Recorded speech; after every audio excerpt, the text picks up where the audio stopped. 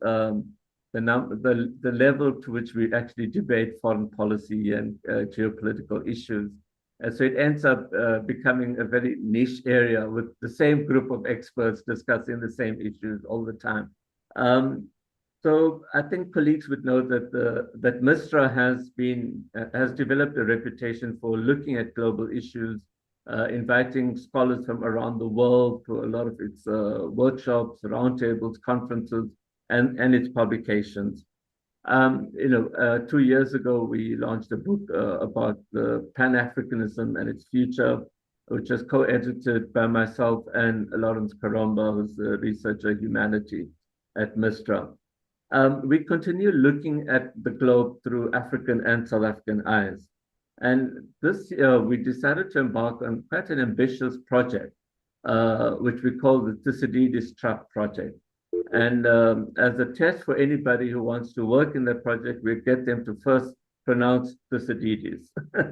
And then to see if they know the difference between whether Thucydides is a dinosaur or not. So I think most of you have passed that test. Most of you know that it's the truck itself, Thucydides truck is the title of a book by a US academic called Graham Allison. He was inspired by the historian who captured the years and years and years of conflict between Athens and Sparta. But the main thesis or the main issue that Graham Allison is looking at is what happens when a hegemon is challenged by an upstart. That, in essence, is what we're seeing in today's world. And Graham Allison described different circumstances where this has been resolved over the past 1,000 years, I would say. And he said that most times this has ended up in some kind of violent conflict. And one of the few occasions when hegemony shifted peacefully was when the UK almost handed the baton over to the US. And that happened even before the First World War. So the US hegemony was already emerging at that time. Today, people are speaking of the geopolitical rivalry that we see, and we're trying to wonder where it's going to lead. Some people are predicting that, come January 2025, we may actually have the outbreak of hot conflict between different powers. They time it for that period because the US elections will be indecisive. And while the US is caught up in its own domestic issues, a number of other forces start attacking and invading. So that's a very pessimistic view. We South Africans like to take an optimistic view like this. And so we would like to look at what will be happening, but more importantly, how does Africa and South Africa position itself within these various geopolitical rivalries? And so we've decided to bring together, again, sadly, not enough, and I'm sure the different political parties that are represented here will agree, not enough attention has been paid in the manifestos by different political parties on this issue of foreign policy and where do we position ourselves. So I'm so glad that we have someone who's a really erudite scholar in her own right and a fantastic moderator of very heated discussions and debates. So I hand you over to Dr. Stimbile Mbete of the University of Pretoria. Over to you. Thank you so much for that really generous welcome, Ava, and thank you to MISTRA for inviting me to moderate this discussion. I'm really looking forward to it. In this mad period before elections, it's always very inward-looking, the discussion. It's always very insular discussions about, load shedding and e-tolls, and those are very serious things, but it is always lovely to be able to have a discussion on international relations in the context of our elections that are happening in like 3 weeks' time. And so I was really delighted when I was invited to moderate this discussion, and we've got some great speakers who'll be with us for this discussion from 3 political parties that are contesting in this year's election. Before I introduce them, I would just like to welcome everyone who is online with us, 99 participants, 100 participants now. It's incredible. It's always great to have such a big turnout for a webinar. We have a Q&A function that you should all have access to, and there's also the chat function. As the discussion is going on, please share any questions that you have.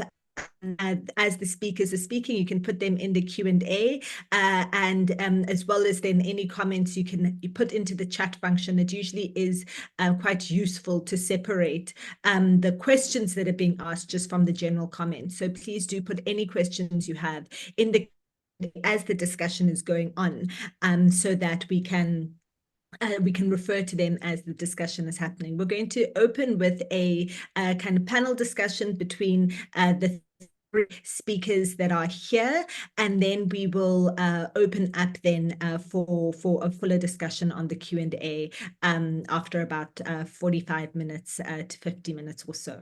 All right, so let me, without further ado, introduce the speakers that are here. First, we've got Phoebe Potgieter, who is the Head of Policy and Research at the ANC, and she's also a member of the NEC of the ANC. And then, thank you so much for joining us, Phoebe. It's really lovely to have you. And then we've got Emma Louise Powell, who is the Shadow Minister for International Relations and Cooperation for the Democratic Alliance. Thanks so much, Emma, for being with us. Emma is one of those people that keeps foreign policy issues, I think, in the news, in the domestic news, even in between elections, which is great because there's, as Abba said, there's so little discussion about foreign policy. And then lastly, we've got one of the new parties that is going to be contesting in this election for the first time, Rise Mzansi, and we have Boitumelo Mpakanyane, who is their head of internal democracy, who will be representing Rise in this discussion. Thanks so much for joining us, Boitumelo. Emma, I'm going to start with you because you were the first person to join the call, so you're going to get first dibs on the first question. Can you tell us how does the DA view the role of foreign policy, and what does the DA see as the purpose of foreign policy for a country like South Africa? Morning. Thank you for having me. So the Democratic Alliance is actually in the process of finalizing its formal foreign policy suite. And we have taken an approach where we're looking at sort of various geopolitical regions, and we've been engaged in quite a robust internal debate. But at the core of our foreign policy agenda lies a commitment to advancing South Africa's domestic national interests, while of course upholding the values that are enshrined in our constitution. And so this commitment would include fostering strong diplomatic ties with key global partners, leveraging trade opportunities to drive domestic economic growth, and then, of course, championing human rights and democracy on all international and multilateral platforms and forums. And it's, of course, in this regard that the DA recognizes the importance of multilateral forums as meaningful modalities through which sustainable development could be achieved, not only for South Africa, but for the region and the continent. And it's also through these multilateral forums that we would be able to lead in addressing global challenges like climate change, conflict, terrorism, etc. And then the DA has a commitment to remain steadfast in consistently advancing freedom and democracy.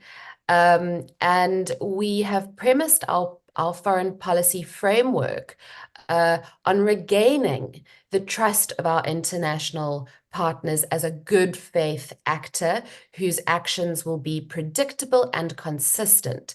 And then lastly, just to say that we intend on achieving this, and this is of course just an opening sort of ambit, it's absolutely not comprehensive, but we intend to achieve this by targeting our engagement through principled diplomacy and repositioning South Africa as a beacon of stability and a trusted global partner. I would be happy to get into some of the more gritty details as the discussion progresses. Great, thank you so much.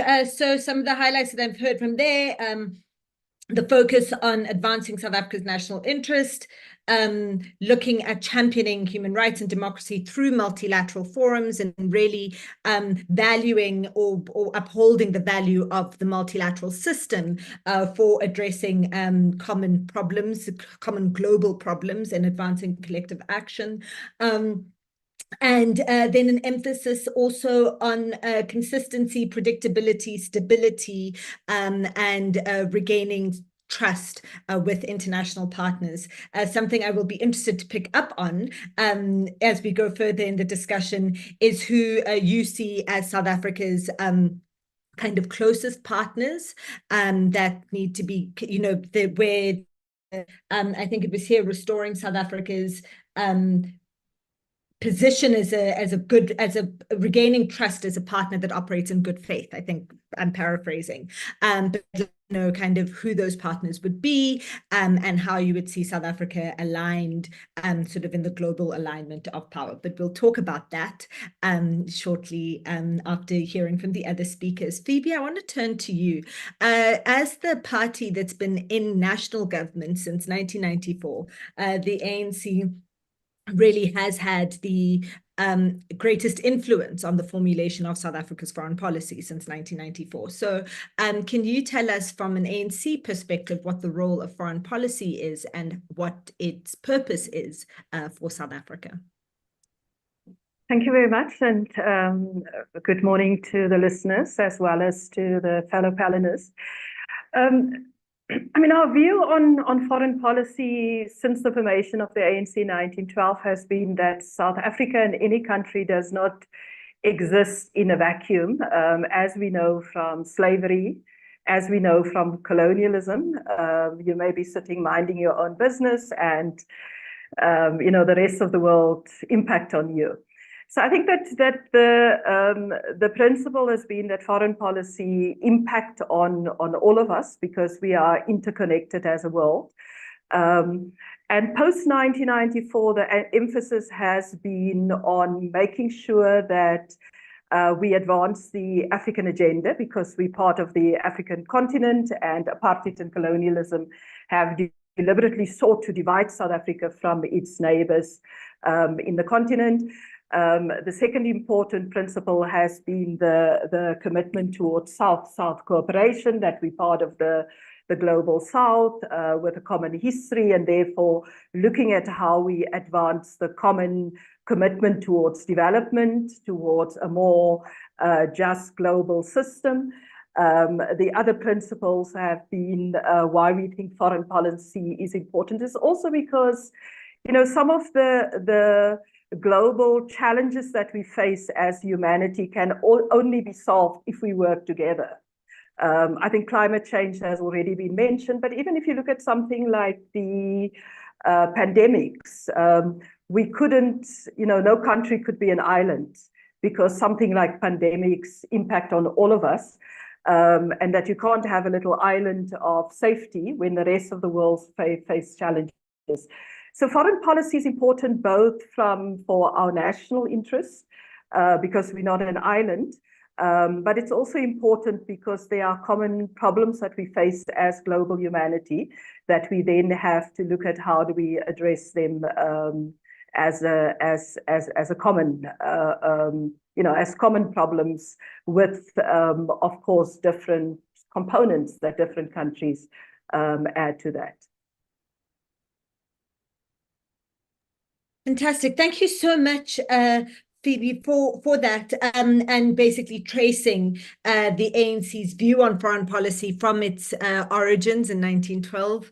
I always tell people that there were traditional leaders from other countries on the continent that were at that first conference in 1912, at that founding conference. And so always having had this sort of internationalist view, but very focused on the continent after 1994, with the African agenda, the highlighting South-South cooperation, and certainly the kind of the growing and the increase of multipolarity in the global system, I think makes that important. And then focusing on also multilateralism as a means to dealing with global challenges, with kind of the global problems of the world that can only be dealt with through collective action. What I'd like to pick up on with you as we go on is where the place of sort of South-North relations are. So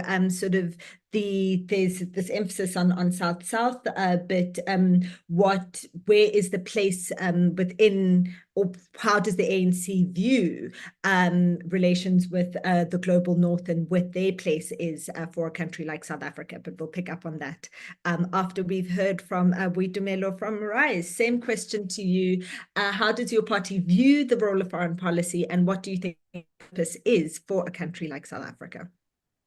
Sure. Thank you so much, Dr. Mbete. I think, we take a similar view on foreign policy as a critical mechanism for, one, advancing our own domestic development, but also we believe that South Africa has a really, really critical and crucial role to play in not just advancing the continent agenda, but contributing to a more stable world, stable continents, domestic stability, as well as just a more stable and kind of stable, globalized and global ecosystem. And I think, one of the realities is that we were kind of exposed to international society in a really, really extractive way. And I think a large part of what we believe the role of foreign policy to be is to reframe what South Africa's position, the context of the international community is and should be going forward.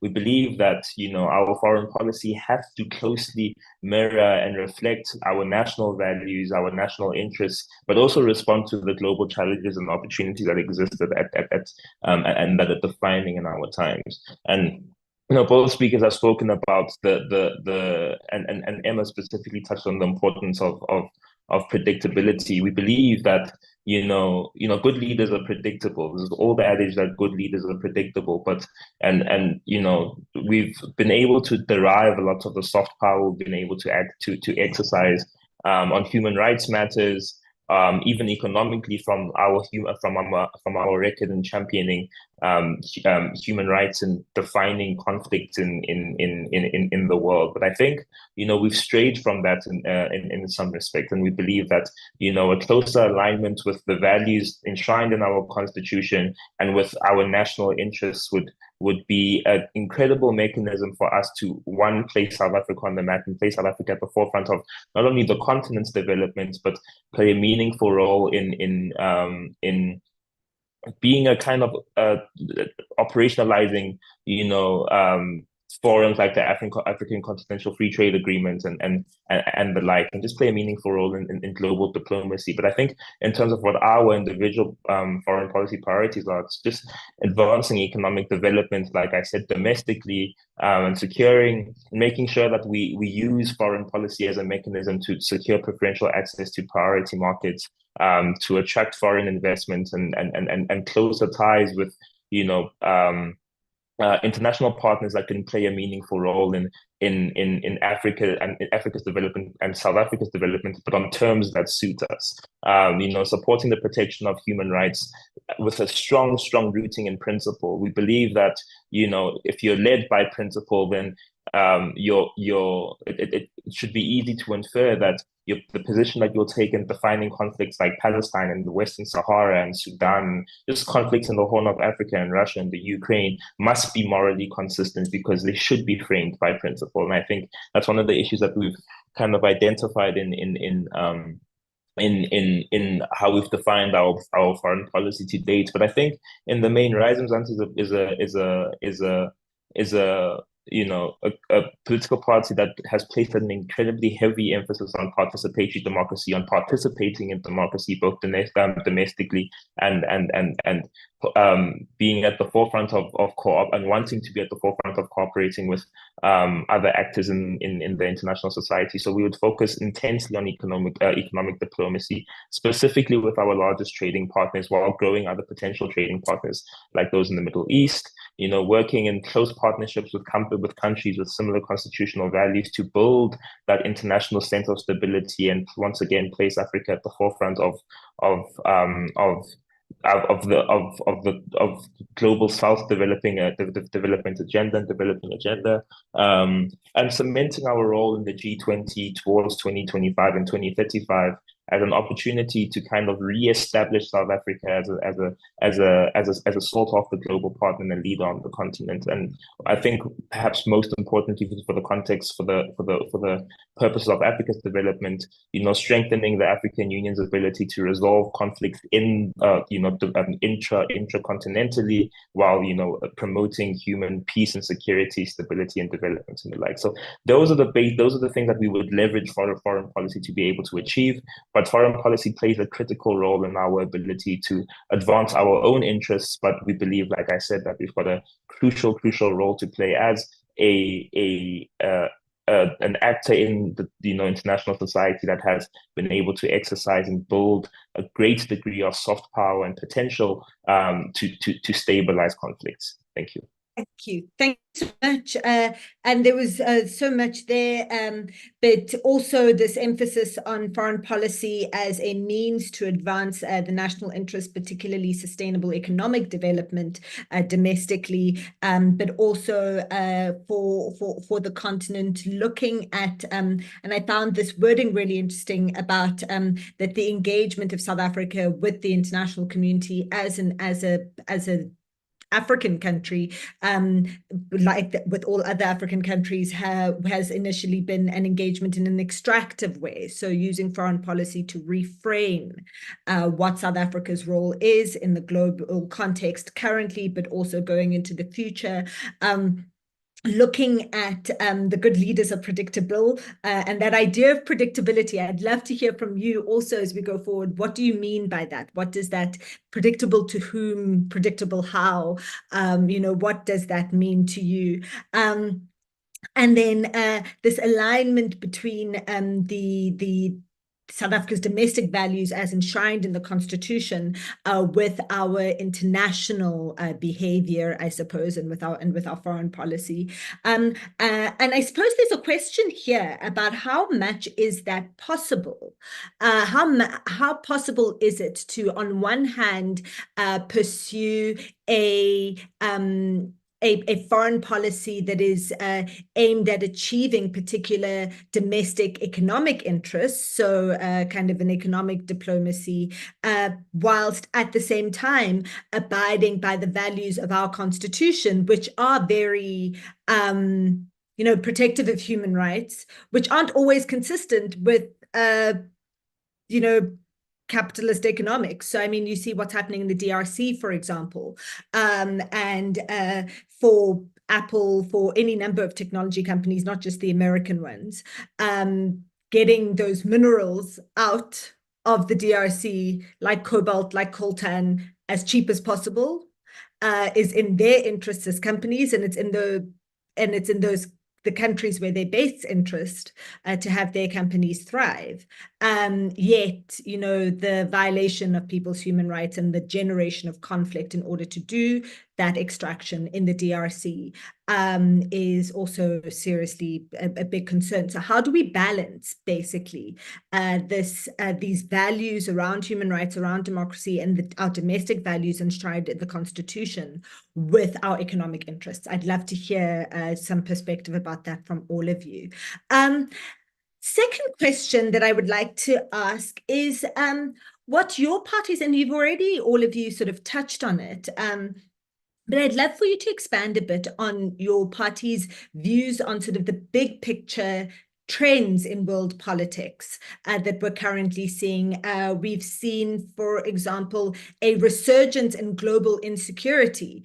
I mean, in the sort of long 1990s, so from about the mid-90s to maybe 2011, 2012, we had seen an increase in peace, the conflicts being resolved, intractable conflicts that were being resolved, or at least we now know conflicts that were sort of on pause.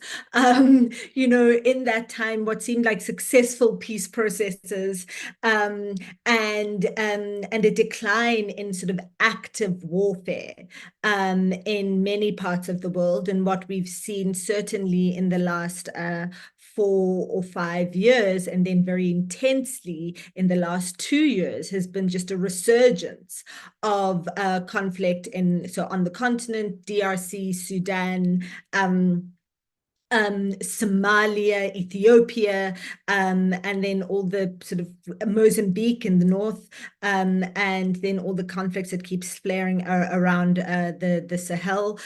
We've seen the Middle East is on fire, Gaza, and we have seen in Europe with Ukraine, and that having started already in 2014 and then intensified from 2022, and also threats of conflict breaking out around South China, around the South China Sea, etc. So I'd just like to get your perspective on what that means, what this insurgent conflict. We heard Abba speaking earlier about the worry that we may be in full-blown like world war by January or so 2025.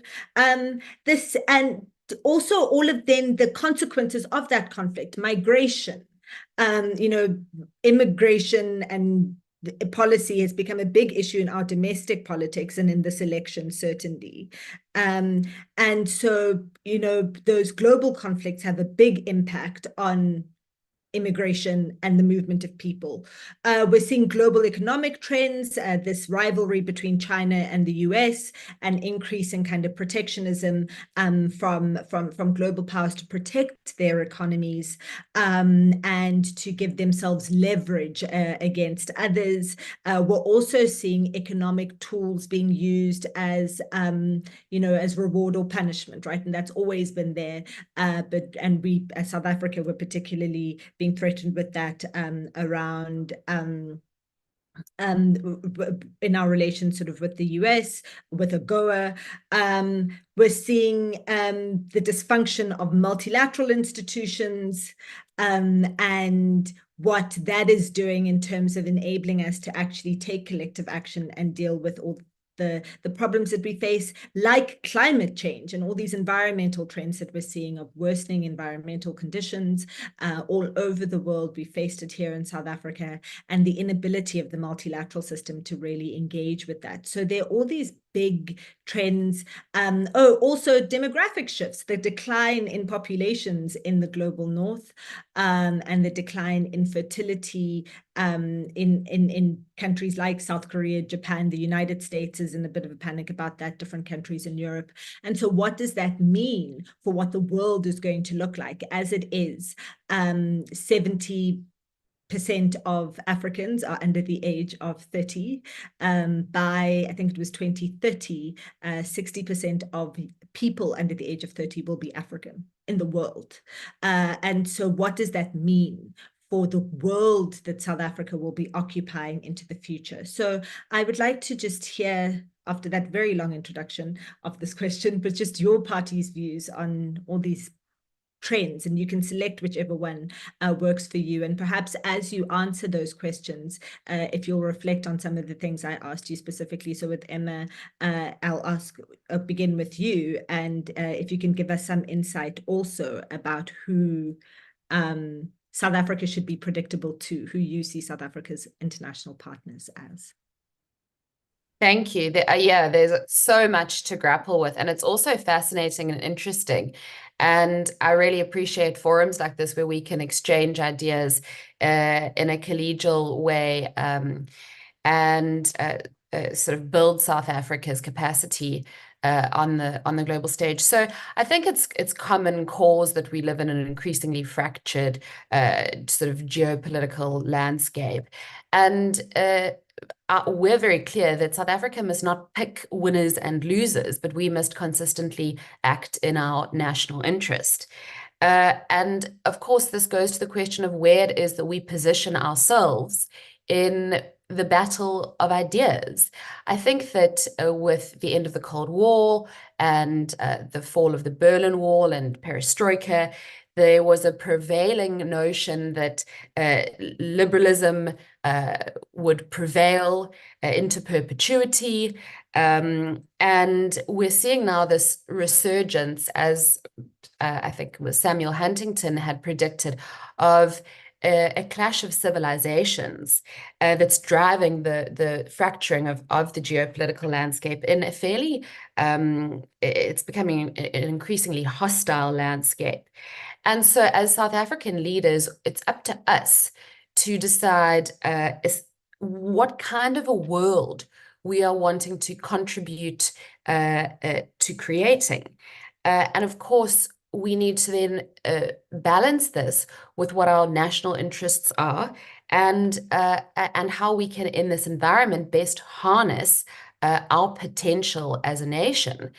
The Democratic Alliance 2 weeks ago launched our economic policy, and it's an extensive policy that we have leaned on some of the world's most economic experts in developing. And a portion of that economic policy speaks to the question that you had originally asked me, which was in relation to trade. And again, this question of, do we pick winners or losers?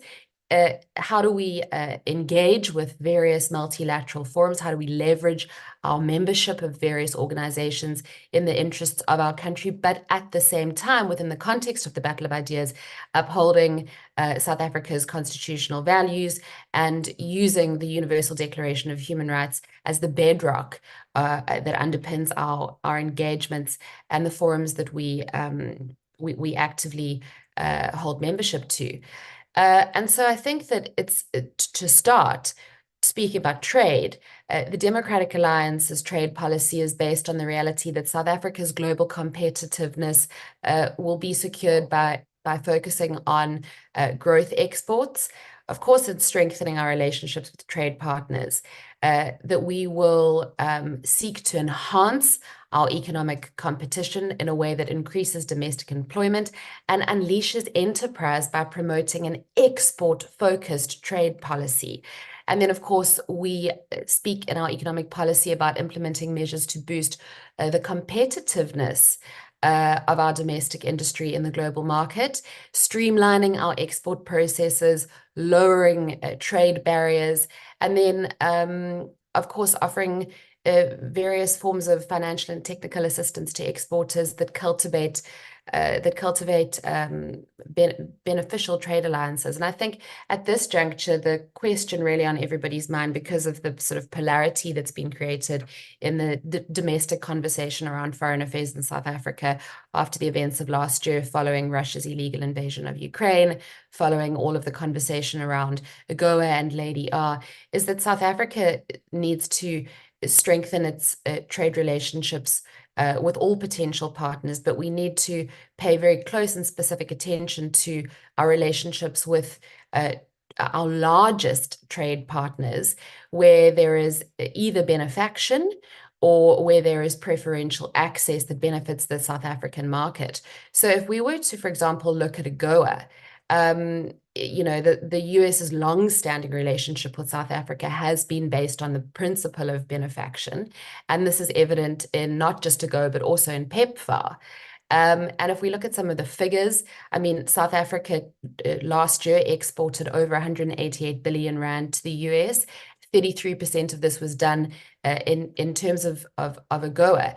And this is essentially, it's an economic lifeline to South Africa because it supports substantial economic activity in our country.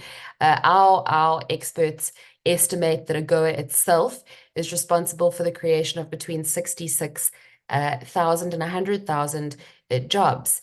and it gives duty-free access to 6,000 products that are produced in South Africa. And this is, of course, in value-added manufactured goods and sectors. So it's not an extractive relationship, I think, as many detractors have tried to make it out to be. Overall, we generate in preferential income 2 billion rand in economic value from this preferential access. Now, for example, our trade relationship with China is just as important.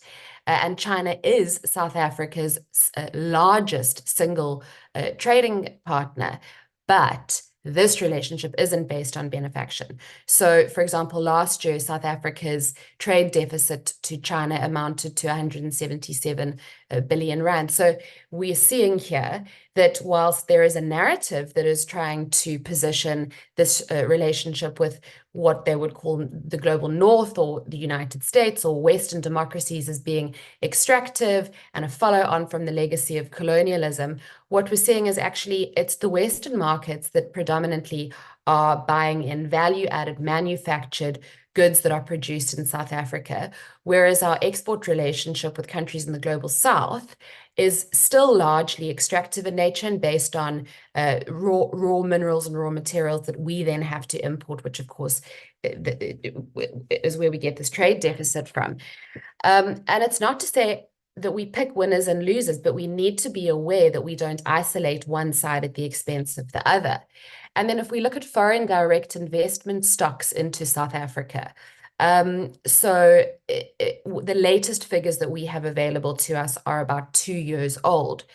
But in terms of those stocks, the origin of foreign direct investment into South Africa, 40% of it came from the EU, 30%, well, 30.5% came from the UK, 6.5% came from the US. So that's about 77% in total from Western markets, foreign direct investment into South Africa. These are people basing their companies, their manufacturing outlets, they're creating jobs here. Conversely, 4.9% from China.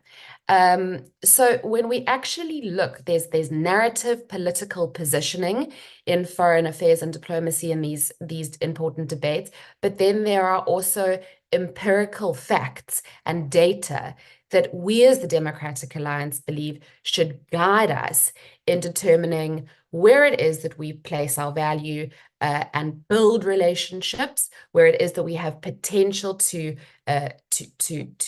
create new relationships, and then of course where it is that our political engagements come to jeopardize these very real figures and bread and butter issues that translate into essentially jobs and food on the table for ordinary South Africans. And that's, of course, the quagmire that we have navigated as a nation around, for example, South Africa's alignment or inclusion in the expanded BRICS forum that includes theocratic dictatorships such as Iran, what that means for us in terms of positioning and what we win and lose. But I think I'll leave it there for now and hand over. I'm sure my colleagues have interesting perspectives of their own. Let's say exactly. I do want to, though, there's a question that's been asked here specifically to you on the chat about how the DA views Africa and what Africa's place is in terms of South Africa's foreign policy. This was Paswani does DA foreign policy think more outside the continent or think more on the continent? How does it take Africa? And I think it would be interesting to hear that, especially in light of the trade relationships. And then, so I'm parking that there for you to think about. And then there was a question, I think, that you have answered on when and how did South Africa lose trust of its international partners? How would South Africa regain it? And by doing what specifically? So if you can just keep those on the back burner for when we come to the next round of questions. Phoebe, I'm going to hand over to you. Thank you very much, Dr. Mbete. I mean, I think that the question about global uncertainty and how South Africa positions itself is an important issue, If you may recall, and I think the colleague from the DA made the point earlier about referring to the Cold War, the end of the Cold War. Amongst the things that as global humanity we all hoped was for a peace dividend. And remember, immediately after the fall of the Berlin Wall, you had not just the end of the Cold War, but you also had the liberation of Namibia, and then shortly thereafter South Africa. And then a couple of years later, as you say, some of the intractable conflicts, East Timor, South Sudan, et cetera, that seem to have come towards resolution. And the other development towards that period was also the negotiations around the Millennium Declaration, that we're moving towards a world where instead of investing in arms, we will be investing into development, economic development, social development, and hence the first Millennium Development Goals that was adopted by the UN. I mean, unfortunately, 9/11 happened, and the world sort of took a completely different direction in the sense of the focus on the war against terrorism and all of the resultants, things that we saw happening there, Libya, Afghanistan, Iraq, et cetera, et cetera. So I think that's the one set of developments. And I think that the fact that despite that, in a sense, turn in a different direction from what was expected, the reality that those that were committed towards a development agenda and multilateralism ensured that we kept the focus on the Millennium Development Goals, to be able to say that amongst the issues that face global humanity also include inequalities with regards to development. And now we see the Sustainable Development Goals. So I think that's the one issue. My apologies. The second issue is that linked therefore to it is the predictability of South African foreign policy over the last 30 years. And I think that predictability has been rested on the following pillars. The first one is that South Africa spoke to and continue to talk to everybody. I mean, if you look at the war in Ukraine, a delegation that included our own president went to both Russia as well as to speak to President Zelensky and talk about the fact that how do you reach a conclusion that put an end to a war that's devastating for not just the people of Russia as well as Ukraine, but also I think it's potentially for security of Europe. When it came to the issue about AGOA or Lady R or any of the other issues mentioned, we don't sit in our backyard and shout. We go to the US and engage and we go to Congress, we talk to the administration, we do that. And I think that's one of the things, one of the strengths of the South African foreign policy over the last 30 years, that we talk to everybody, that we engage with everybody around issues that face not just ourselves as a country, but also global humanity. And I think that's one of the strengths of South African policies. Anybody knows that they can pick up the phone and South Africa won't say, we don't talk to you. That South Africa will always be willing to engage and to talk about matters that face global humanity or matters that face specific conflicts or specific countries. And if you look at those conflicts that I referred to, East Timor, etc., Sri Lanka, all of those conflicts was not just resolved by one section of global humanity. People had to come together, and often South Africa acted as that bridge. The second one is the commitment towards multilateralism, which is a really fundamental principle of our foreign policy over the last 30 years, that we need to act together with others, that we may in these forums disagree, we may fight, we may have different positions, but at the end of the day, we have, as global humanity, have to come together to resolve those problems. Of course, we have consistently said that we need to reform the multilateral institutions.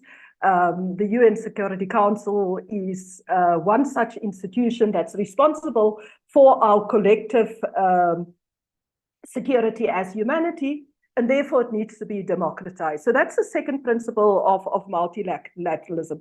The third one is, and this is something that dates back to 1955 in the Freedom Charter, when we said that our foreign policy will be informed by the principle that there shall be peace and friendship. That we need to look at how do we resolve conflicts peacefully, and that we need to make sure that wherever there are conflicts, that we do create the platform for dialogue, and dialogue that address the fundamental issues that gives rise to the conflict. And we know it from our own history as South Africa, that we could have had a civil war, but the fact that the different sides to the conflict realized that you can't, push the country into a civil war, but that you have to at some point talk to your enemy in order to create peace. And that's what peaceful resolution to conflict is about. You've got to talk to your enemy to resolve conflict. And I think that is part of the third part of our principles of a democratic foreign policy that since 1994. I mean, there are others, but one of the things that I think that I also want to mention is the commitment towards equality, and the commitment towards solidarity. There's a recent Oxfam report that came out and talk about global inequality. The fact that since 2020, the 5 top billionaire men, their incomes have doubled, whereas 5 billion people's incomes, whether it is their wages that has remained the same over the last 5-10 years, they've lost jobs because of the COVID pandemic and the impact of war on global supply chain and a whole range of different reasons. But 5 billion people have become poorer since 2020. And therefore, we need to keep on putting these issues of development, of what kind of world do we live in? How do we ensure that there are rules for governments in the same way that there's also rules for multinational corporations, etc. You mentioned the DRC and what's happening there. But I think that, not too long ago, and from our history of foreign policy over the last 30 years, Comrade Nelson Mandela as president, and the Shell situation and the killing of Ken Saro-Wiwa, that was an important moment that we took a stand against circumstances where nobody else in the world took our position. But I think that history was on our side. And I certainly think in the Palestinian question, and the decision that South Africa take Israel to an international court to determine whether indeed genocide is happening. And indeed the ICJ ruled to say that there is potential for that, and therefore that all parties needs to do the necessary to prevent a genocide. And I think that all of those elements of our foreign policy over the last 30 years have been consistent.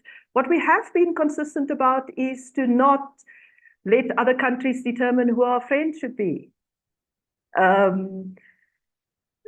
And I think that's also something that we learned from Nelson Mandela when he was very firm that these are the issues of principles, and that we will not let other countries determine who we should be friends for and who should be our enemies. That at the end of the day, South Africa talks to everybody. We are friends to everybody, and we will continue to do so and engage with everybody based on the values in our constitution.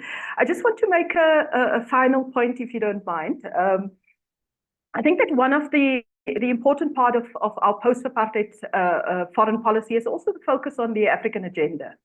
And it's both for economic reasons, for political reasons, but also geopolitics in terms of where we are located as a country. As I said, we've been isolated deliberately from the African continent for the last years. So over the last 30 years, we've played a role in peace processes, Cote d'Ivoire, Burundi, the DRC, and we will continue and must continue to do that.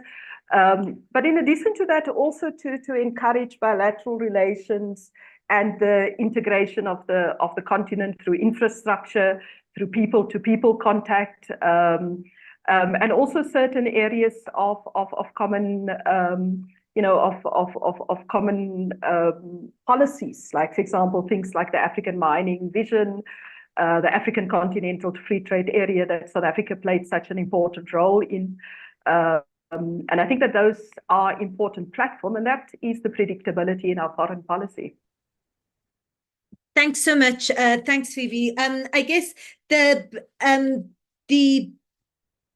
an interesting what's emerging as the sort of a point of tension or difference here also is around where South Africa's economic interests fit into the broader the bigger orientation towards the international community. So how do the principles of being committed to multilateralism, speaking to everyone, conflict resolution, our commitment to Africa, commitment to equality and solidarity, how do we balance those with our economic interests, and what place there is for economic diplomacy, or for viewing the national economic interest within the broader foreign policy orientation of the country. It seems to me that that's a big sort of area of difference, at least here, between the DA and the ANC. I'm going to come to you now, Boitumelo, as RISE, and as a new party that has emerged at this moment in South African history, in this very contested global moment. So without without long-standing links to any particular part of the world or any other parties, what is your view about the future challenges and the trends in politics, in global politics, that will affect South Africa? Sure. So I think, the geopolitical tensions that arise from, the emergence of China as an emerging geopolitical force are one of our most defining. But I think there's incredible space, and I think this might speak to why principle is so important, and why I spoke about how, our foreign policy should fundamentally and ultimately be determined by, one, our national interests, but two, principle. And I think the reason principle is so important is because we believe that there's incredible space for us to use BRICS as a trading bloc, and not as a mechanism for geopolitical mudslinging, right? We believe that there's big potential here for us. I mean, and I think if we kind of undertake a strict analysis of where our economic interests lie in respect of BRICS versus, North-South relations. And Emma, you've spoken to this. I think like close to 60 to 70% of our trade with BRICS countries is in ores and, mineral fuels and mineral oils and just like raw materials. So there's massive, there's very little potential and scope for us to sell manufactured and beneficiated goods to the largest net producer of beneficiated manufactured goods in the world. And I think, we need to start getting very, very deliberate around how we navigate and careful around how we navigate BRICS as a trading bloc, because there is big potential for us to alienate our biggest trading partners, being the Western trading blocs, being the United States and being Japan, that actually buy manufactured and beneficiated goods from South Africa. I think, once again, for me at least, and for RISE and Zansi, the debacle around the Lady on joint naval exercises with China and Russia on our coast are just another example of the unpredictability of South African foreign policy, in the sense that if you're going to take a principled stance on conflicts, it supposes then that, if the stance is going to be the pursuance and the furthering of human rights in all contexts, it must presuppose what your stance on various conflicts is going to be. It cannot be that, in one instance we stand in solidarity and champion the rights of Palestinians who are being brutalized in occupied territory, while on the other side, we invite people like General Dagalo to come and to visit South Africa and continue these kind of tenuous relationships with bodies in international society and organs in international society that have atrocious human rights records. I think it's critical for us to start to get really, really deliberate about how we navigate these trading blocks. But I also think it's important for us to understand where South Africa is, because I think, to Phoebe's point, our ability to be able to continue talking to participate meaningfully in multilateral platforms is going to be inherently informed by our domestic stability and the role that we continue to take on specifically on this issue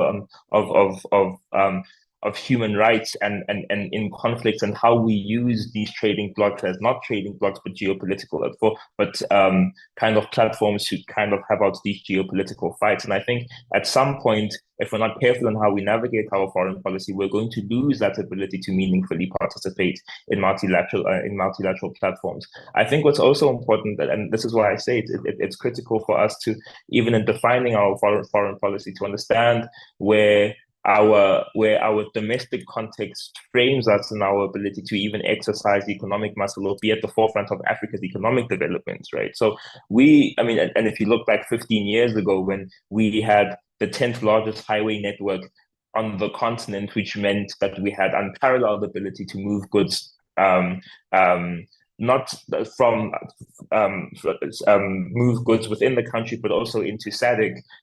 15 years ago, we had the continent's largest rail and most expansive rail network, but we've seen the decay in Transnet, and we've seen the decay that local institutions and specifically local infrastructure has had in our ability to be able to meaningfully participate in global trade. We've got Mozambique outperforming our ports because of the decay that we've experienced in Transnet. So I think it's also, I think we mustn't be remiss to continue to frame. We mustn't forget to frame that the domestic realities and the domestic governance crises that we're experiencing as critical mechanisms for our ability to participate, to be able to continue to participate meaningfully in multilateral platforms. And it's not me at all saying that BRICS isn't a critical trading bloc. I think that's what I'm saying, is that we need to be, like I said, more strategic in how we navigate those things. South Africa is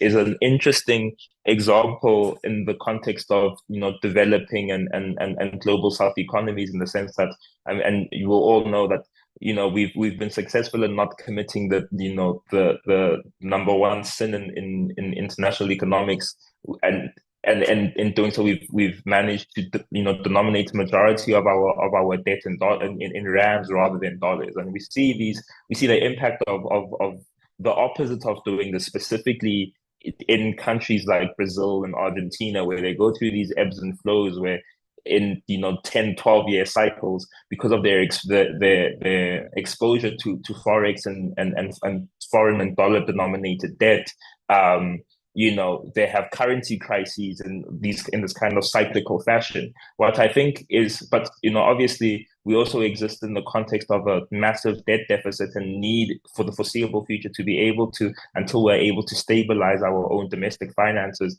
need to be able to raise capital on terms that suit us. And I think the contingency revenue agreement as part of BRICS is one of those mechanisms that is an example of how we can draw value from this from BRICS as a platform for multilateralism. But there's, like I said, potential for us to more meaningfully and more thoughtfully navigate BRICS in a way that one allows us to continue to exercise our geopolitical influence on matters of human rights. But also, and even like I was saying earlier, one of our big goals is to be at the forefront of operationalizing the Continental Free Trade Agreement.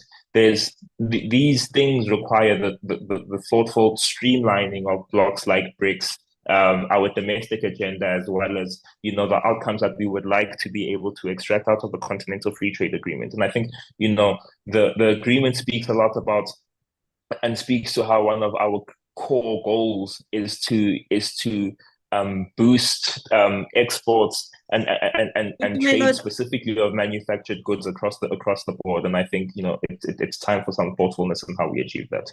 Thank you. Thank you very much. That very, very detailed answer, and really here highlighting some of the balancing, I suppose, the balancing. So your view of South Africa needing to strike a balance between kind of new and emerging trading partners like the BRICS and our relationship with more traditional trading partners from the Western economies, and in this tension also of what it actually means in practice when you speak to everyone.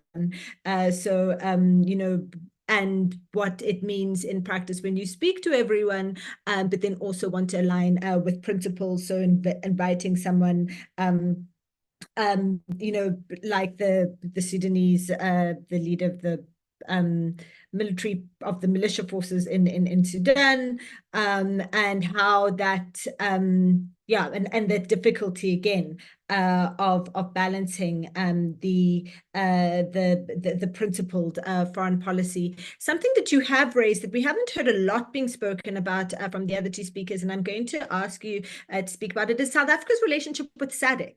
The African Continental Free Trade Agreement is based on integration in the RECs, in the regional economic communities.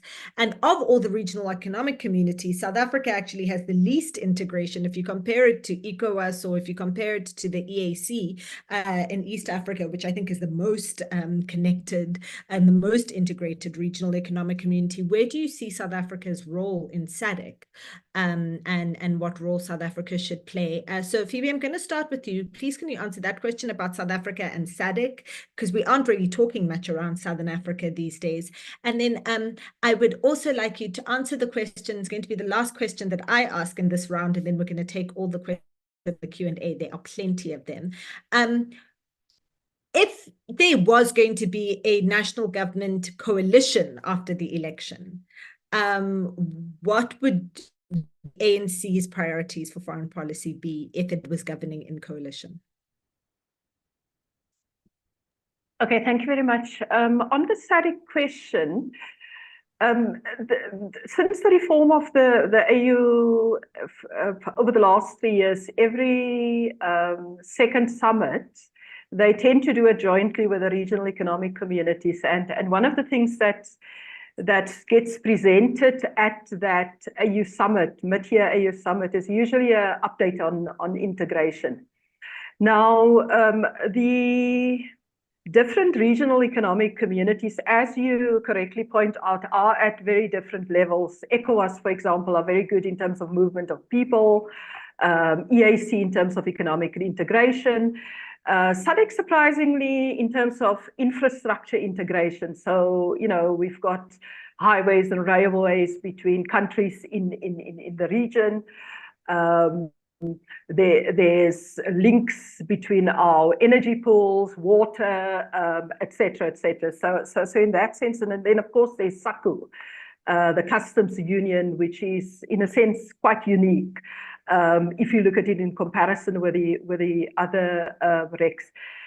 But the main issue for the ANC in terms of SADC integration, apart from infrastructure and people-to-people contact, is really how do you ensure that the region develop in a manner that we don't compete about exporting tomatoes, but that we actually compete on certain manufacturing goods, and that we look at entire value chains in you know, different manufactured goods.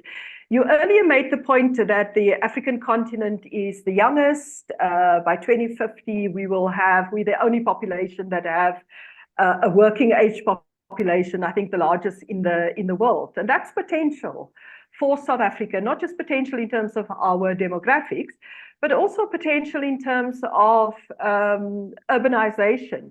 potential for our construction companies, for our energy companies, renewable energy companies. Urbanization comes with the aggregation of economic activity. So I think that's when we talk about when we talk about SADC, we certainly need to look at this question about industrialization. How do we ensure that all of the countries in the region develop? For example, if you look at Angola, it has tried to move away from the over-reliance on oil, with focusing on its agricultural sector, developing its infrastructure, and similarly other countries in SADC as well. So we need to, so the SADC industrial plan is really about looking at what are the things that we can work together as a region in terms of value chains, and how do we then support and reinforce each other in that context. The other question, I forgot what your other question was, but I just wanted to talk about the ANC were in a coalition at national yes. What are the priorities? that was a convenient forget. Forgetting, yeah. I mean, I think that for the ANC, whatever happens after the election, our constitution is very clear about the focus of South Africa's foreign policy. We're part of the African continent, and we certainly would continue to emphasize that. I think Boitumelo made the point about the importance of operationalizing the African Continental Free Trade Area. And that certainly informs our relationships with others, that your African Continental Free Trade Area must be premised on African countries being given the policy space to industrialize. My colleague from the DA spoke about AGOA and the fact that it is predominantly, as well as our relationship with the EU, is predominantly based on value add export. But we fought very hard for that in the 1994s, in the EPA negotiations, in the negotiations around AGOA, to be able to say that we cannot just have this extractive relationship. And that is one of the advantages of a foreign policy stance that's principled, that says that it is about the development of South Africa and the development of the continent. And this is what we know that relationship needs to be about. I mean, I think that's just the final point. Next year, we are hosting the G20, which is part of South Africa's commitment and consistent and enduring commitment to relationship with everybody, including the global north. To be able to say that within the G20, we need to look at the issue of development. How far are we towards reaching the 2030 goals around the SDG, not just for ourselves, but for other countries as well, and what role should developed countries play towards that, but also the issues around climate change and climate finance, as well as peace and stability. Nobody is complaining about the fact that we're hosting the G20, because indeed, we have been very consistent in bringing together the G77, being a partner within BRICS, and I think Boitumelo eloquently speak about some of the advantages of that. Just the final point is this, we tend to present foreign policy as either or, that, you either go for your national economic interests or you engage in multilateralism. But, in foreign policy, you have to chew and walk at the same time.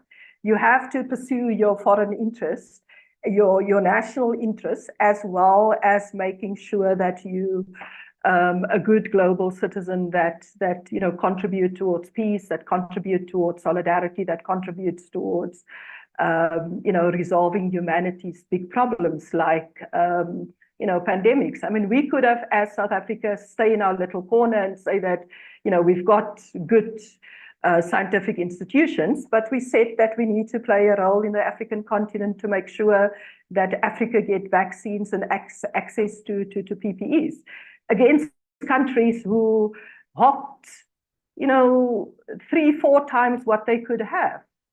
And then afterwards, they had to quickly unload things that were expired because they hogged it and didn't want to share it with the rest of the world. We think we're a good global citizen. Thank you. Thanks so much for that answer. Emma, coming to you, what would you prioritize in a national coalition?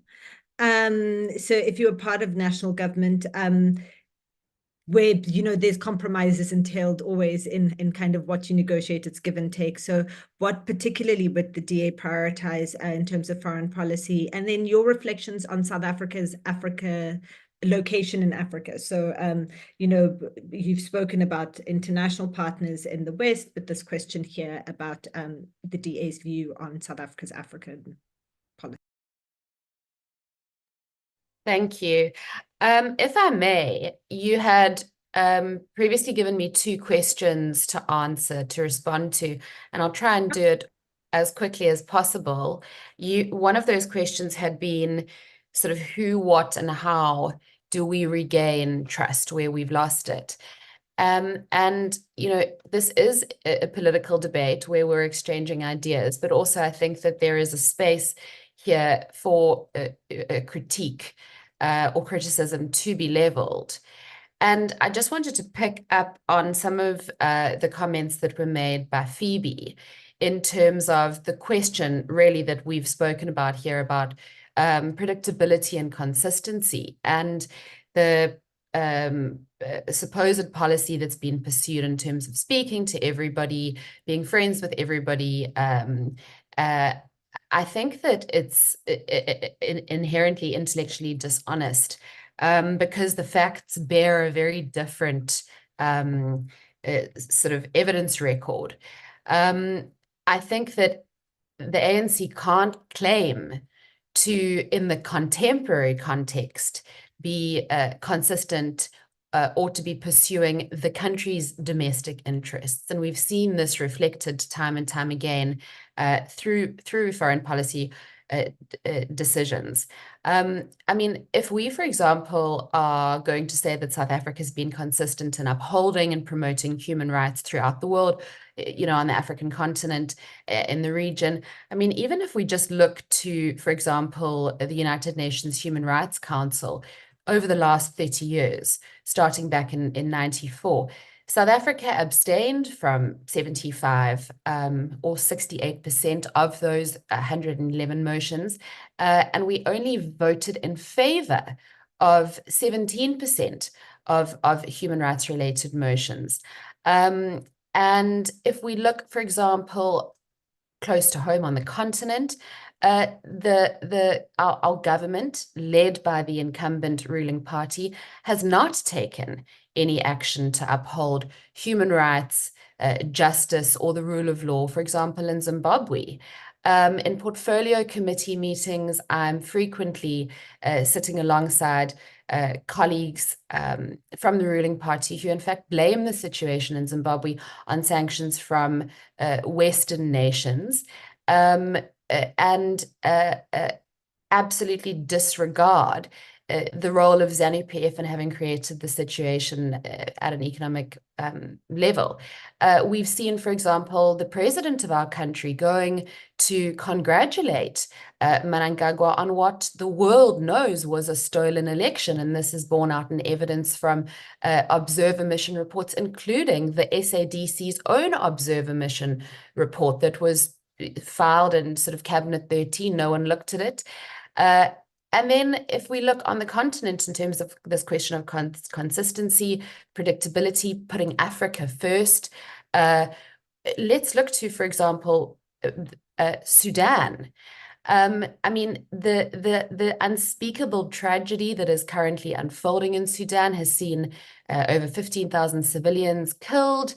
It's been some of the most brutal ethnic cleansing we've seen in a generation. We've got as at 2 months ago, more than 7 million Sudanese people who are displaced. But in October last year, South Africa abstained from a resolution at the United Nations Human Rights Council. It was Resolution L18 that called for an immediate ceasefire in Sudan. And then we had President Ramaphosa welcoming Hemedti in December. I mean, we can go on and on. I'm not gonna take time, but I do think that we do need to interrogate here claims that there's been an Africa-centric approach taken by our government under the leadership of the ANC, or that human rights are upheld and promoted on a consistent basis.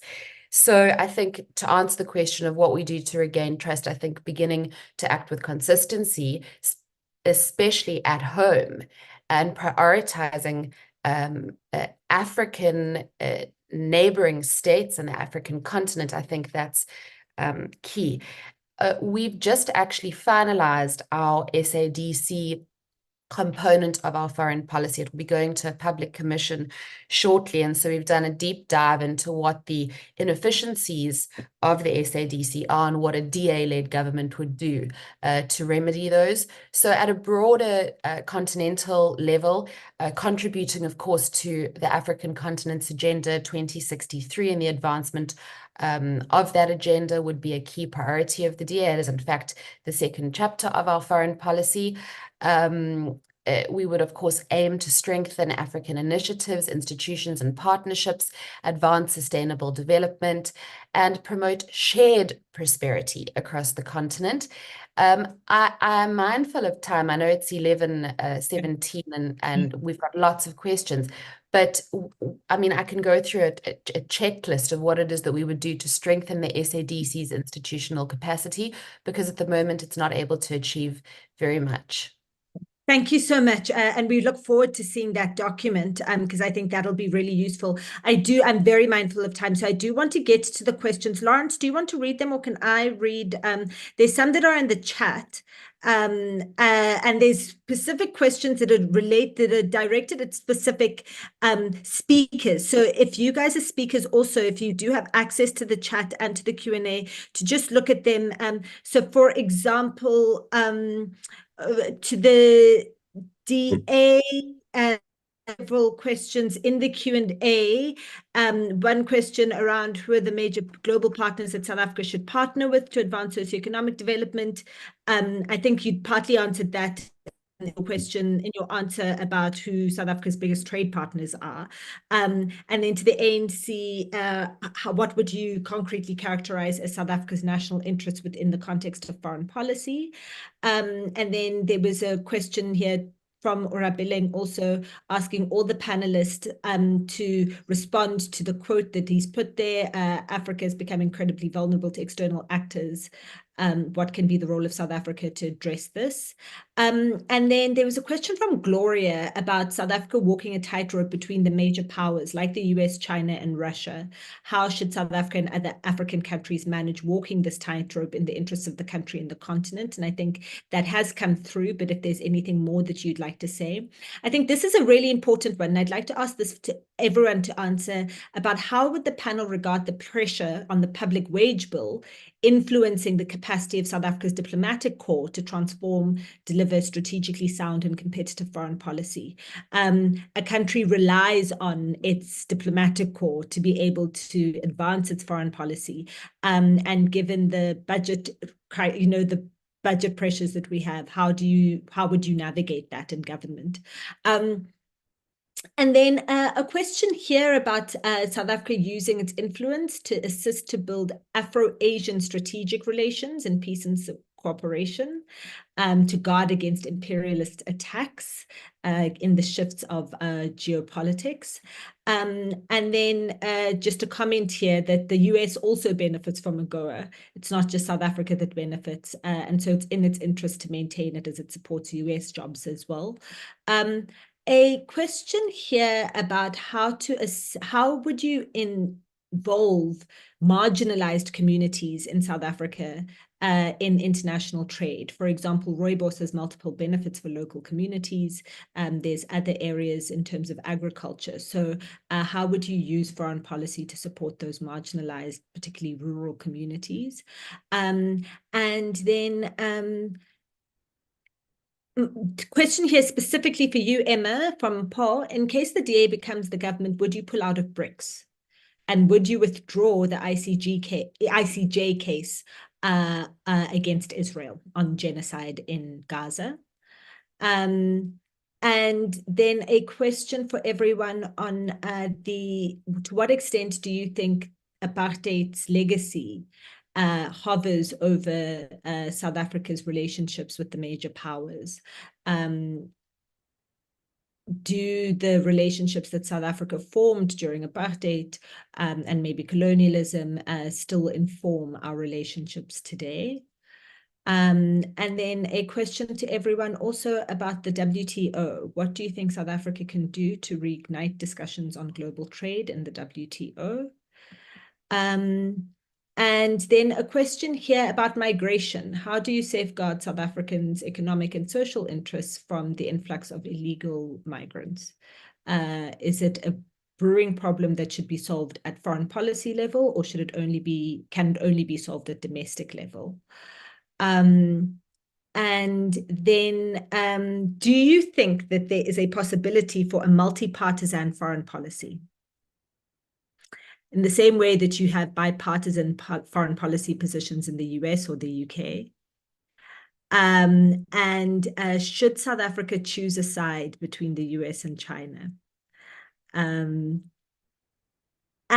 then a question here to Rise. What's your foreign policy in a fractured geopolitical world?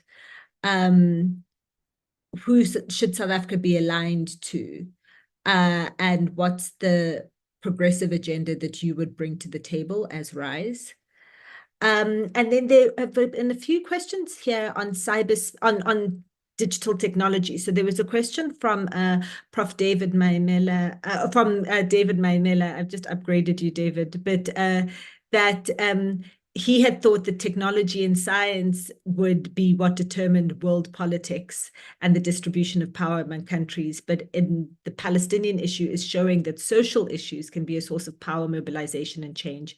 Is it still possible to pursue change through the sheer power of plight and will of the people in the age of digital revolution and major scientific discovery? And then there's a question here from Dr. Raymond Steenkamp Fonseca saying that there are multilateral negotiations regulating cyberspace and AI and other emerging technologies, including their impact on weapon systems, and that these negotiations risk fragmenting into geopolitical blocks. What should be South Africa's position? What is our principled stance? Or do we follow our partners' interests? And then a question from Thabo to all the panelists on what your party's stance is on the role of the US in the current conflict in Palestine, particularly the genocide in Gaza. What's your party's position also on the invasion of Ukraine? I think we've gotten a sense of that already.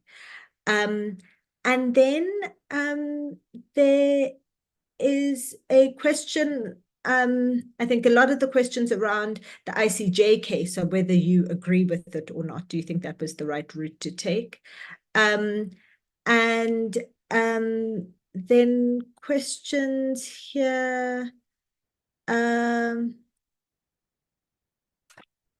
A question to you, Emma. What separates foreign policy from economic policy? And within the DA, what difference do you see for those? With Dumelo question, what has held back intra-African trade on the continent? And a question to you, Phoebe, about what unique policy crossovers have emanated from our relationship with BRICS and what value has South Africa created from those crossovers. Okay, there was a lot of questions. I've just given all the ones in there. You can see the detail in writing on the actual Q&A for you to get the right wording. Can you not see them, Emma? You're shaking your head. You know what? I was looking at the chat, not the Q&A. So now I've opened up the Q&A.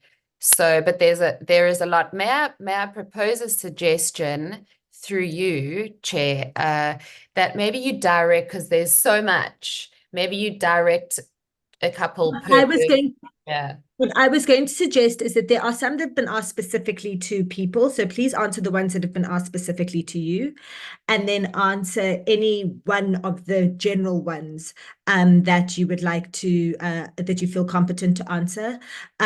We're going to take another 25 minutes for your responses. So I'll give each speaker about 7 minutes to respond in a general sense to either or specifically to the questions that were asked to you, or to any of the other general ones that you'd like to respond to. And that'll take us then to about 10 to 12. Okay, so Emma, would you like to start, or? Sure, absolutely. Okay, let's start with BRICS, because it's a big talking point and will continue to be. Minister Naledi Pandor made a remark ahead of the BRICS summit last year that through our inclusion in BRICS, we will continue, and I quote verbatim, to challenge the global predominance of values that have essentially defined the global order. And I asked Minister Pandor in Parliament exactly what she meant by challenging the global predominance of values. What values is it that via BRICS South Africa seeks to challenge? The DA has a Congress resolution that stands that when we become the government of the day, we will not withdraw South Africa's membership from BRICS. That is a Congress resolution.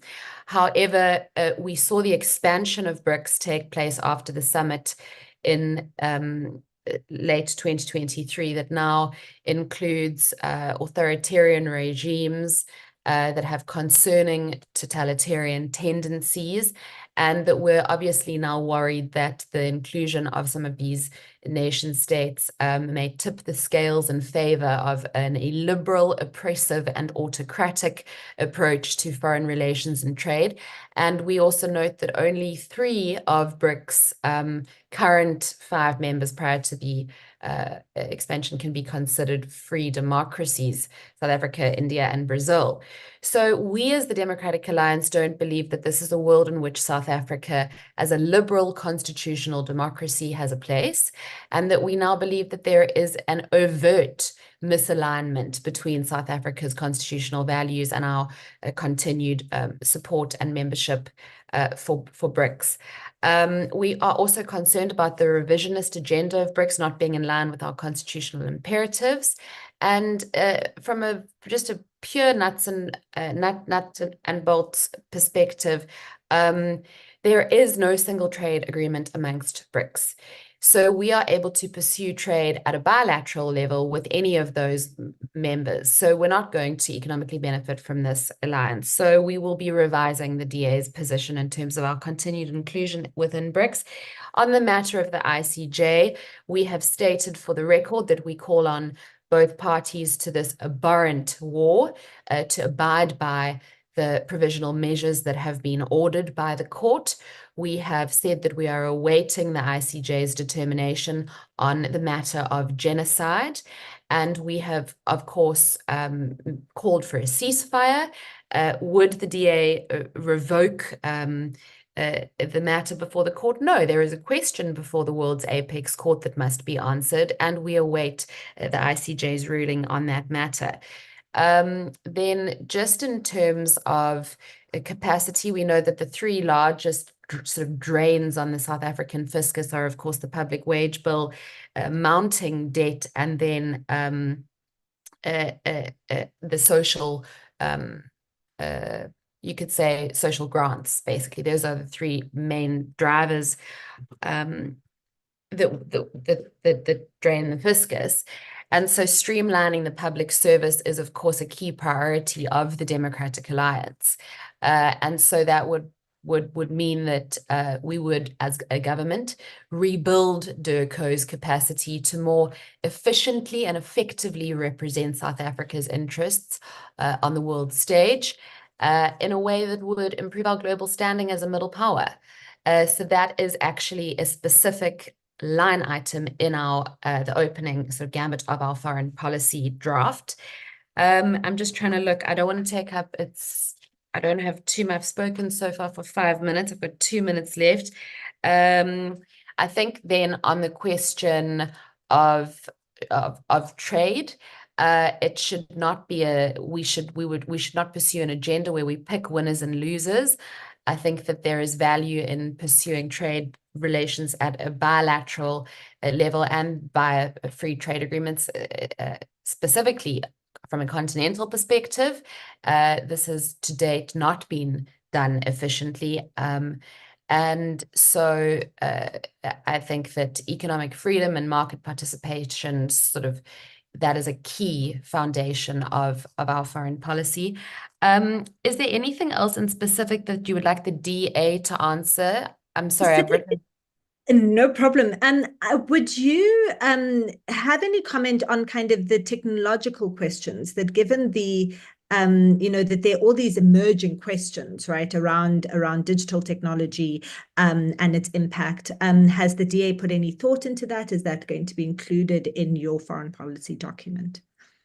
So, I mean, we are obviously very concerned as this geopolitical fracture worsens. We're obviously increasingly concerned about the undermining of democratic processes through the use of technologies. We've seen it happen.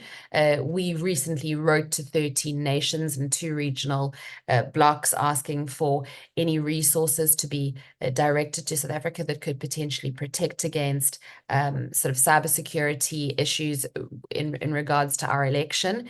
I think that AI is going to increasingly require legislative regulation. It's a regulatory free space at the moment, as is cryptocurrency. And of course, that is an entirely separate conversation that could be had in the context of the BRICS objectives to move towards de-dollarization. We need to obviously look at how we regulate crypto. So I think that there are a number of conversations that are going to require very innovative, fresh thinking, and we're going to need to, as South Africa transitions into this new period of coalition governance, we're going to need to come together and find key points on which we can have a meeting of minds and prioritize what it is that we're going to need to action in Parliament going forward. And absolutely regulating these spaces is going to be critical. And there are the geopolitical questions, the Raymond Steenkamp-Fontecke's question here. Would the DA align with our existing partners? Or I was just timing your would the DA align with the existing partners, or would we follow our partners' interests? Would we develop our own principled stance? There's a question here: the multilateral negotiations on cyberspace and AI are fragmenting into geopolitical blocks. What view would the DA take around South Africa's position?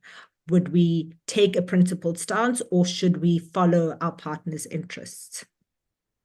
So we need to define who our partners are. And we, as I said at the beginning, we absolutely don't pick winners and losers. We, as the opposition, believe in the importance of multilateralism.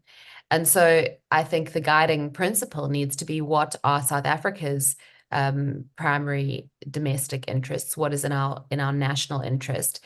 And we take decisions on that basis. This is absolutely not about picking winners and losers. So we, of course, need to cultivate new trade partnerships, but we need to also protect and foster and nurture existing trade partnerships, especially those where we've got preferential market access, especially those that put food on the table of ordinary South Africans. But we absolutely, it's a very useful political narrative to paint the DA into a corner in terms of saying that we're lackeys of the West, or that we have an inclination to side with the global North. And I think that when our foreign policy is released, I think that it will be a breath of fresh air to all of those who've harbored those assumptions, because at the very center of our foreign policy outlook is South Africa's national interest. And of course, that speaks to, for example, creating a seat at the table for the African continent at the international institutions of global governance, and reforming the terms of lending of the Bretton Woods institutions in a way that favors developing markets. So we're certainly not going to be painted into picking winners and losers between the global north and the global south. I think that sufficiently answers it. Thank you. It does. Thank you so much for that. Dumelo, I'm going to come to you before going to Phoebe. To respond, there were a couple of questions directed to you specifically around Rise's foreign policy. And then, yeah.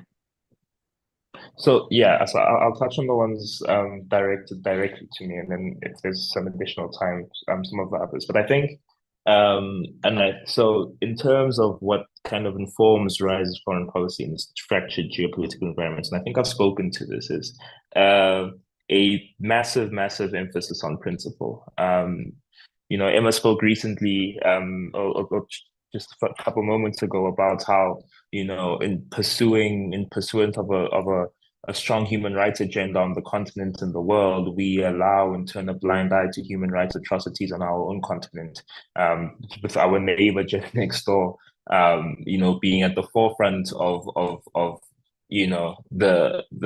some of our country, some of the continent's worst human rights atrocities. So I think if we're going to be honest about what it's going to take to put and to what it's going to mean to be at the forefront of driving Africa's stability and development, it's I think we need to stop considering and conceiving of things like SADC and the African Free Trade Continental Free Trade Agreement as panaceas for and silver bullets to fundamentally be the mechanisms that drive our development forward. We have to be involved in ensuring that we play a role in the stability and democratization and processes in our neighboring countries, and defining what it means to be, human rights centric, and what it means to be growing economies, and facilitate and be part of the process in making sure that becomes a reality.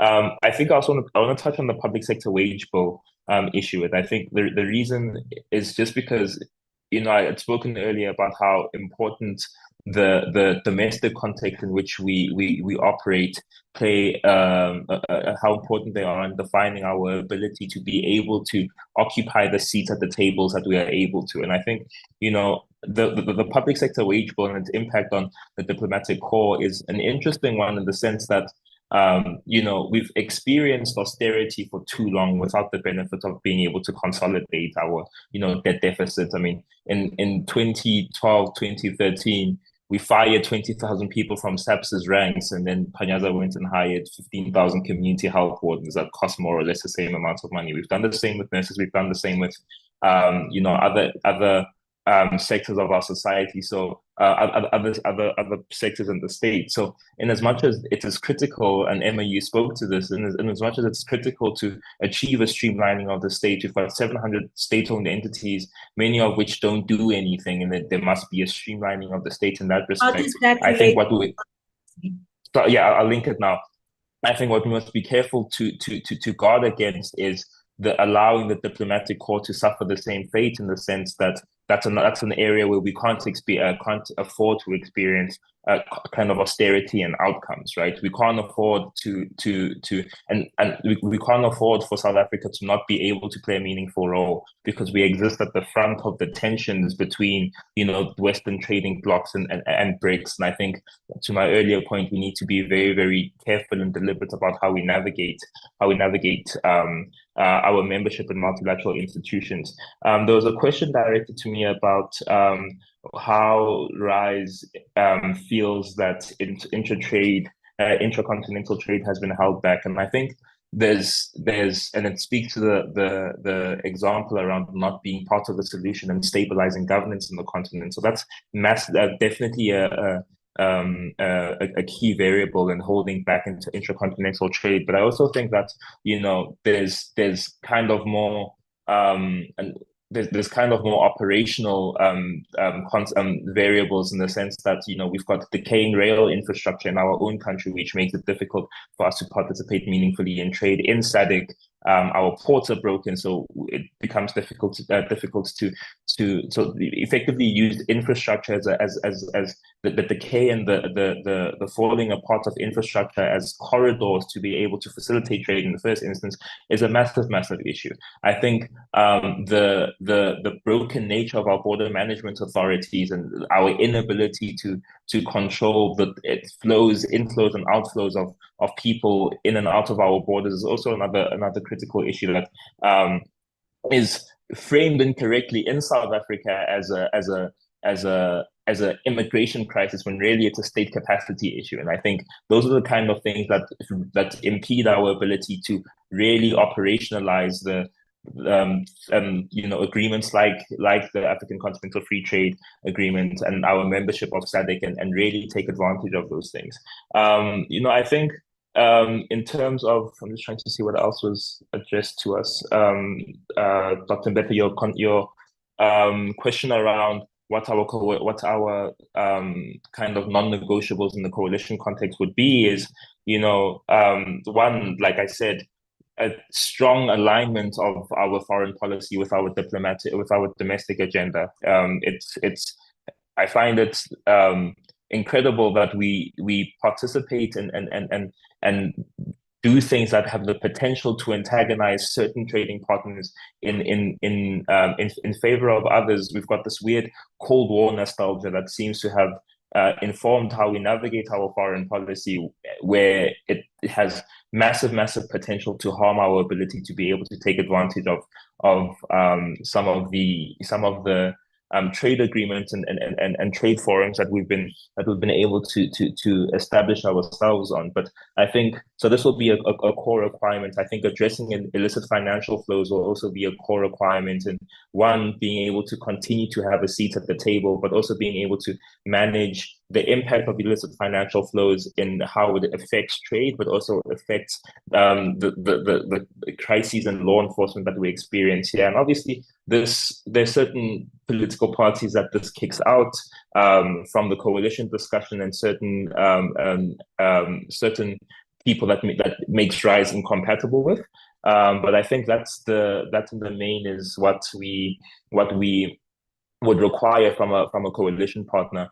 I think on the question around how apartheid relations have informed our relations and informed our foreign policy, I think, like I said, we've harbored this Cold War nostalgia, and we're not our grandparents, we're not our parents. We have the ability to be able to define for ourselves what terms suit us, and we've built this capacity and this muscle economically and diplomatically.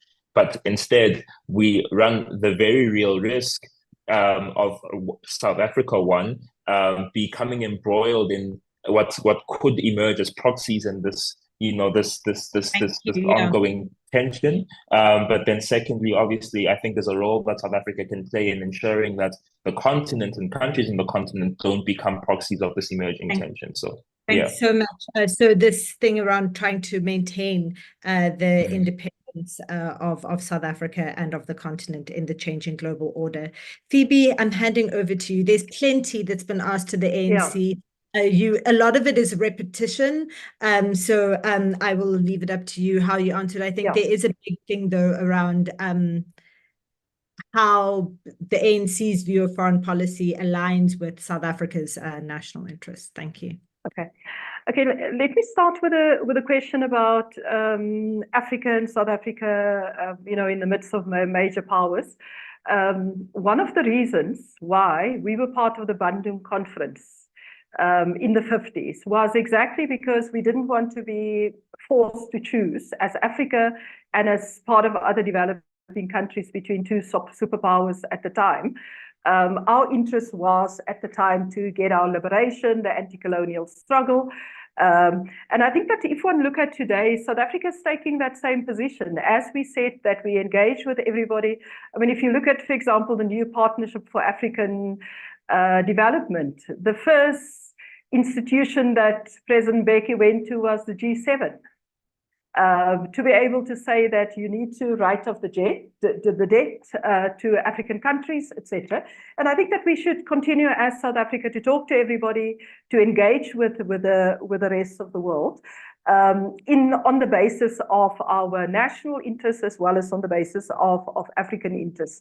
One of the things that we have done as a member of the African Union was to advocate for that Africa has common positions around certain things. So whether it's common positions around the EPAs, the negotiations with the European Union, whether it's common position on UN security reform, whether it's common position on climate change. And this is why Africa can go to the climate change and COP negotiations and put common positions. And I think that that's one way of ensuring that we strengthen the continent's position in the world by allowing it to adopt common positions and then engage with the rest of the world on the basis of its position.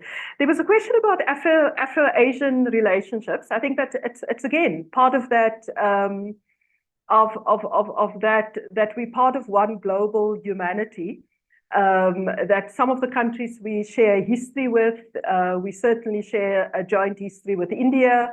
We're part of the African continent. We have a shared history with Europe, etc., etc. So those historical bonds, and I don't agree with my colleague from Rise Mzansi that the past doesn't happen. The past is very much in the present. I mean, I think it's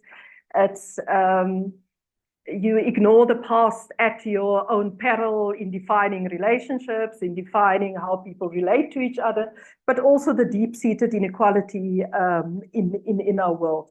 The third question was about artificial intelligence and cyberspace. I think that as a country we need to discuss it and what it means for us, but I think also as part of the global conversation about how do you regulate, how do you make sure that we guard against the perils that this may present to different countries.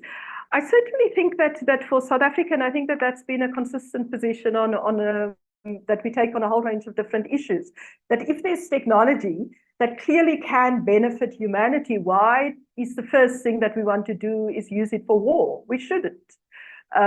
We need to advocate for how it can be used to advance the sustainable development goals. Shouldn't the power of AI be used to solve the problems of poverty, of hunger, etc., etc.? And I think that should inform our approach towards this. But certainly we need to develop a national position, but we also need to be part of the global conversations about it. The question, three last questions. The one is about international trade and marginalized communities. One of the things that the different government departments under the ANC government has sought to do is that whenever you had trade delegations, not just to take along big business, but also to take along SMEs to be able to make business contacts with their counterparts in other countries. I think that we need more support to SMMEs to be able to engage in the African continental free trade areas, and that is certainly one of the issues in our manifesto, to be able to make sure that we contribute towards an industrialization that's inclusive and not just for those that's already at the table. So the question about the migration, domestic and foreign policy, I think that migration is a global phenomenon. It's not new to today. I mean, we have colonialism because of migration. So I think that it's a natural human phenomenon that when there are problems in Ireland of a potato famine, then people go for greener pastures. And this is part of the reason why our foreign policy is about how do you build a society that's safe for everybody, that respect the rights of everybody, that make sure that everybody has the right to food and the right to a job and the right to trade. And that's mean a world that's much more equal in terms of its rules. And in terms of that you don't have the double standard that we see. The final question that's been posed is this question about the the present changes, I think it was David Maimela that asked the question, the present changes in the global, our factored global situation and the changes in hegemony, how do we prevent that kind of trap? And what can small countries do? And I think that the advantage of small countries like South Africa, who has the moral authority, is to be able to say, actually, we don't think the war in Iraq is correct, or that we are going to take the Israel to the ICJ. To be able to take that stance, or to say that it's not correct that Shell and others contribute towards, what eventually led to the killing of Ken Saro-Wiwa. To be able to take that stance in South Africa over the last 30 years has consistently been that moral voice. And I think that this is part of what we need to do, that often when you have superpowers, when the elephant fight, the grass get trampled. And sometimes an ant has to stand up and say that it's not right, even though people may think like, who the hell does the ant think they are? And I think that South Africa has consistently played that role, and we need to continue to play that role, to be a voice for reason, and particularly when we face with the kind of global challenges that we face as humanity. Thanks.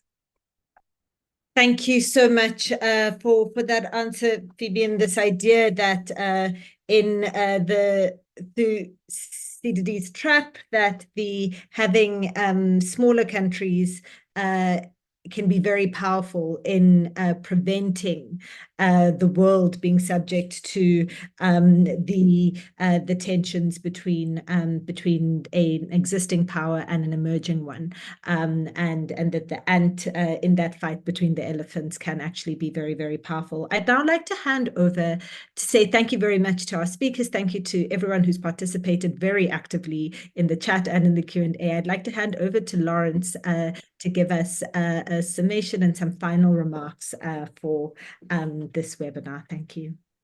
Yeah, thank you so much, Dr. Betty, and thank you to all the participants, and also to the members of the audience for your engaging questions. Thank you. There was a question, I think, from a couple of people coming up about, why is it that we as MISTRA, who are hosting this event, chose to invite these three parties, and are we not in some sense stacking the debate? And I can assure you that that's not the case. And we invited a number of the major South African political parties that are represented in Parliament. But these were the three that we're interested in. I think that sort of speaks to something, which is that foreign policy is not a issue that is sort of like is not an issue that is heavily contested in our elections for the most part, right? I think it's fundamentally an under-discussed issue.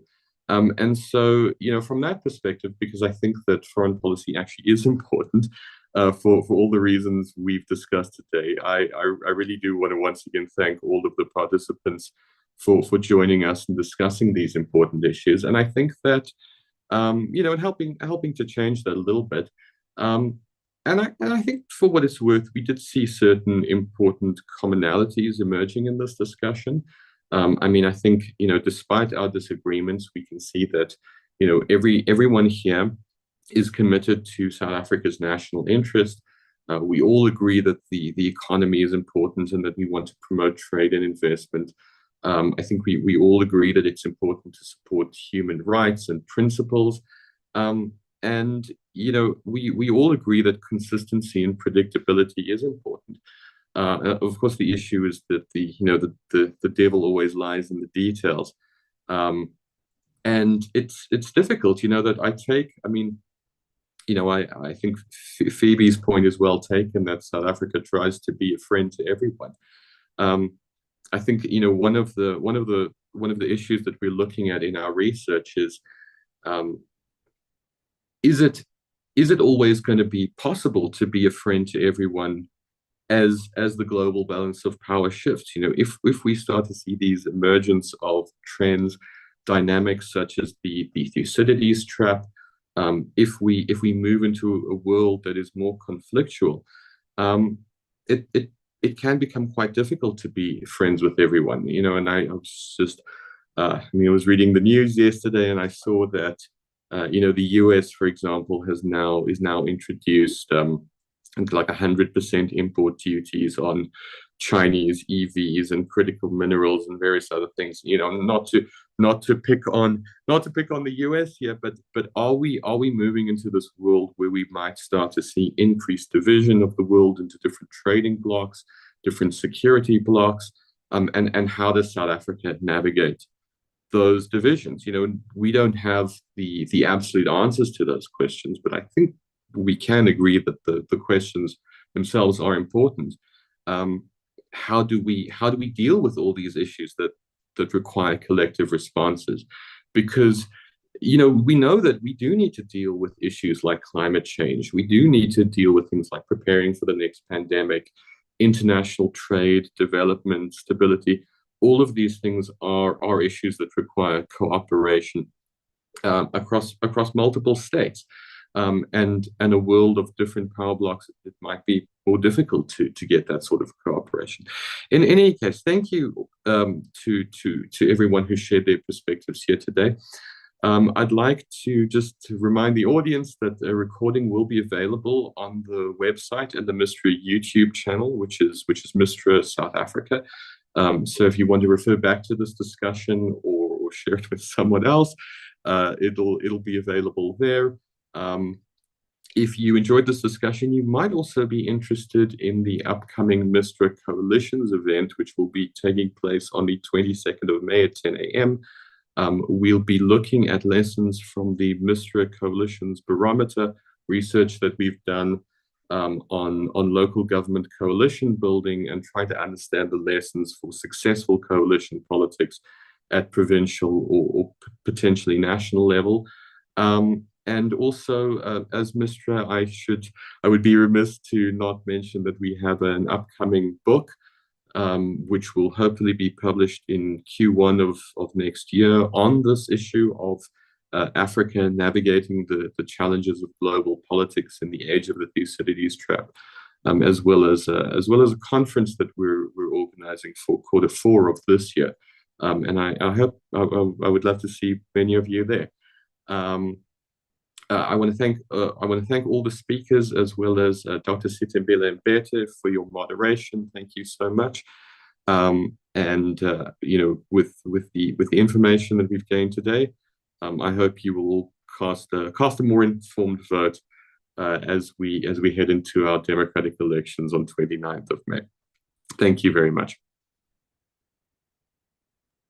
Thank you very much, Mr. Misra. It was a very interesting debate. Thank you so much. Ed. Thank you so much, and thanks Thanks, to the Dr. the Mbete. participants. Mm. Thank you, Doc. Bye. Bye.